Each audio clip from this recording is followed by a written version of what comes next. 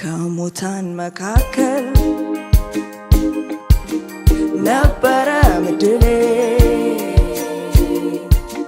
የውሸት አባት ልጅ ጠላት በሐሳቤ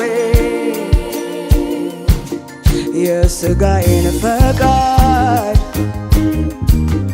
ምኞቴን ተከታይ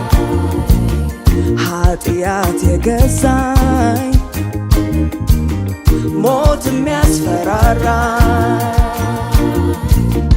ግን አለፈ ትናንት ላልመለስበት ኢየሱስ አገኘኝ በማይጥለው ምሕረት ዛሬ እኔ ደና እረፍት ያገኘው ሰው እግዚአብሔር ይመስገን ይህን ያደረገው ግን አለፈ ትናንት